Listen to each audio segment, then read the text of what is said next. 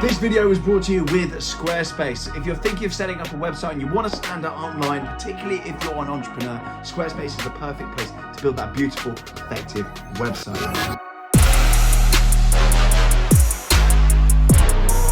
Now before we go and check out my Carrera GT, I know I've got loads of followers that are actually entrepreneurial minded. We've got loads of people starting up their own business or thinking about starting up their own business. I would say if you're doing that and you need a website, Squarespace is the perfect place to do just that. We've got loads of tools on there, some of which I haven't covered before. I know I've mentioned Squarespace before, there's some new tools I just want to quickly flag before we go and see the Carrera GT.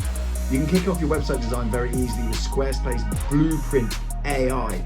It's a super simple system that will create a beautiful website just for you and what you want. Not only can you make something that looks good, but you'll also make something that's easy to find as well, which is crucial in the amount of noise there is on the internet today.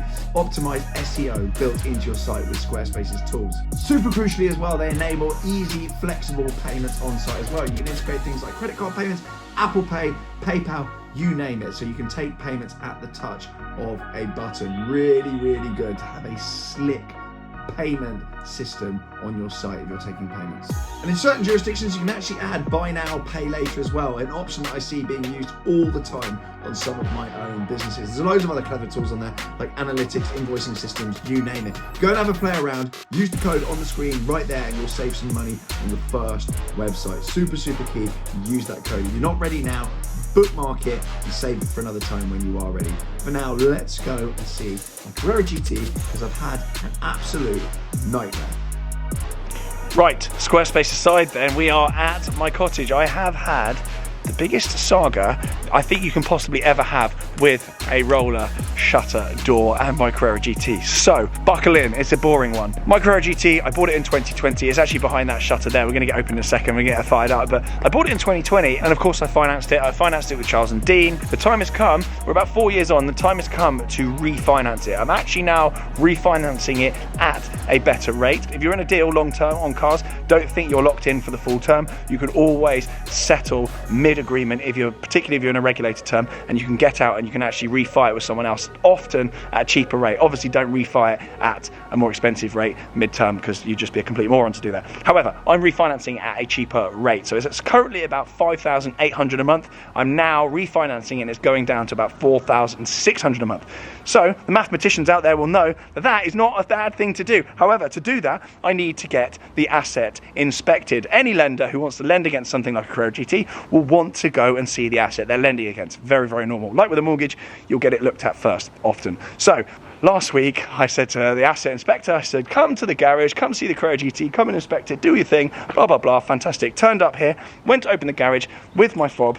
I'll turn the camera around. Went to open up with my little fob here, and it didn't open. Very embarrassing. He turned up and I had to say to him, mate, you've had a wasted trip, a complete waste of time. Go home because I can't get into the garage. Now, the fob was working, the little light was coming on, but there was just no power whatsoever going through it. There was no signs of life in there. So I thought, good heavens. I went into the house and the fuse box in there was fine. So I was absolutely stumped. And no way of getting in, because you'll know, any of you that know this house, will know there's no side gate. So the only way in is this electric roller shutter installed by Garage Concepts. They're no longer in business, ladies and gentlemen. It's an annual shutter, which they kindly gifted me, but the person that installed it didn't put a manual override on it. So cut long story short, I have since had a manual override thing put in there.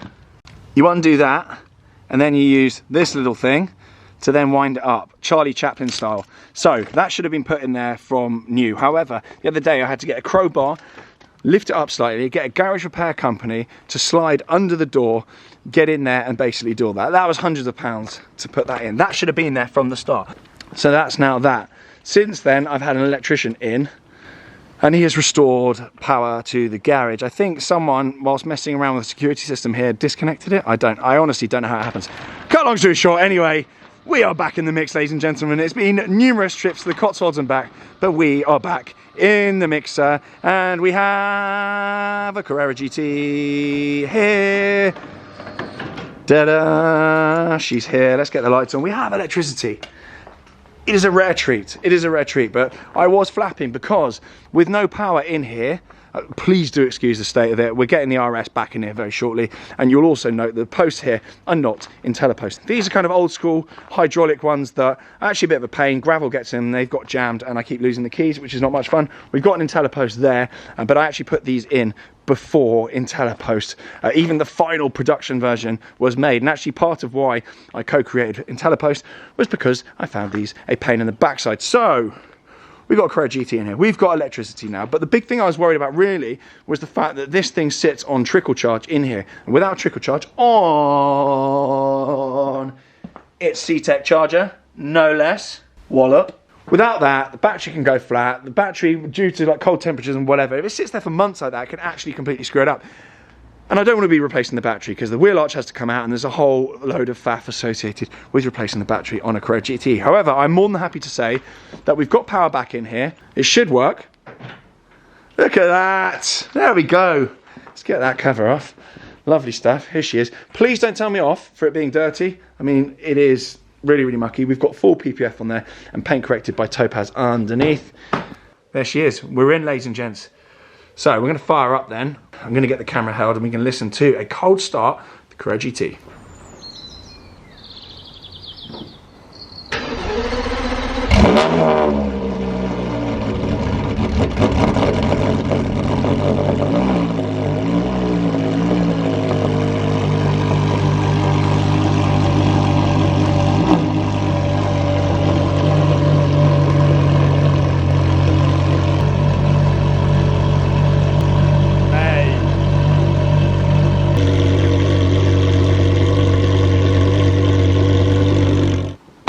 Lovely stuff then, she's off.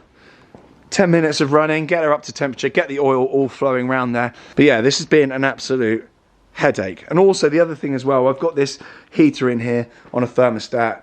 At 5 degrees, the heater kicks in and just makes sure nothing in here freezes. I'm not expecting any cold snaps, but the Cotswolds does get pretty cold. And even at the moment, we're getting down to low degrees. So I needed a thermostat working. I'm going abroad a lot, and I just needed this thing sat in here on charge. I've also got cameras and security systems, shock sensors, temperature sensors, smoke sensors, movement sensors, you name it, going on all over the place. And I needed everything tickety-boo. So we are back. The Carrera GT is not back. I'm going to show you the engine bay because I really like the engine bay. Pop the little lever down here. Handbrake not on because you're not supposed to leave that on. Oh, look at that go. So the latest timeline then for getting the recall work done by Porsche is about late July, August. She's probably going to be going into Porsche High Wycombe to replace, I believe it's something on this side. I still don't 100% know, or something to do with those arms down there, I assume.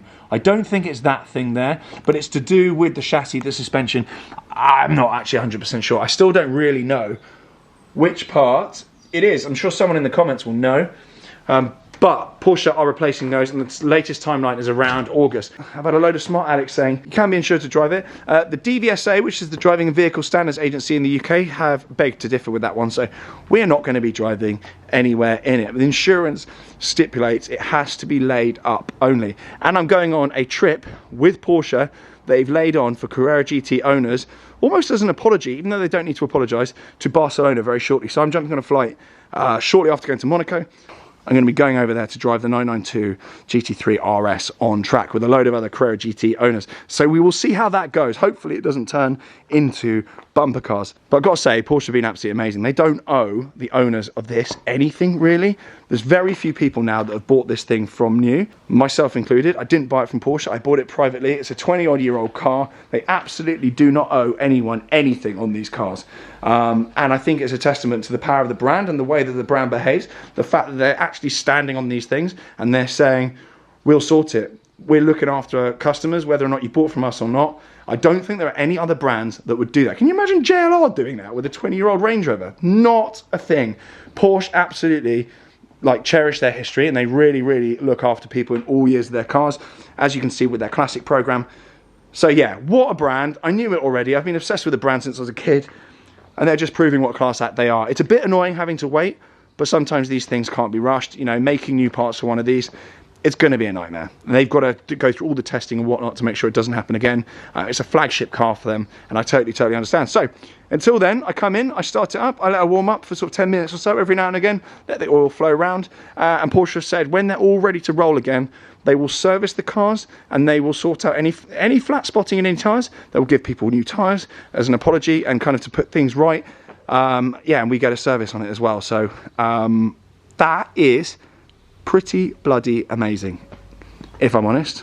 You can't say fair in that. In fact, they're being too fair. They're being too nice. I mean, I'm not going to say that to them, but yeah, what a cool bunch. Anyway, this thing will be out this summer, whether or not it's late summer or not. And of course, there will be a full video where they take everything apart once again. And the full work that gets done to this car will be documented on video, like I did with the full service video with the engine out. I'm going to do all of that.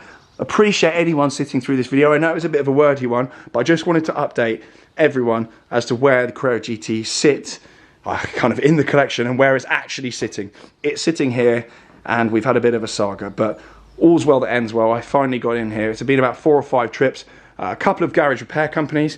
I've driven over here and they've stitched me up and not turned up. So if they're watching, you're clowns. And there was the garage repair company. I'll leave their link below. They actually sorted me out in the end. It was, you know, it's a few hundred quid to put that in, but that's what I should have had put in. And if you're getting an electric shutter put in, I would firstly basically advise you not really to bother, because the shelf life of these electric ones, the chap was saying, can often just be only a couple of years. Sometimes he sees them working for 10, 15 years, sometimes he sees them working for a couple of years, and then you need a whole new control board, you need a whole new everything, and that can be, you know, 1,500 quid to sort it all out, which is crap. Who wants to spend 1,500 quid on a new shutter that's only a couple of years old? I bloody don't. Anyway, for now, from my Carrera GT, stagnant once again, but now at least accessible. Thank you very much for watching. Make sure you hit the link for Squarespace below. It really helps out. If you're thinking of starting a website, please do keep Squarespace in mind. They're a perfect one-stop shop. It supports me, it supports the channel, which is hugely important, because £4,600 a month still isn't cheap. Thanks again, and ciao.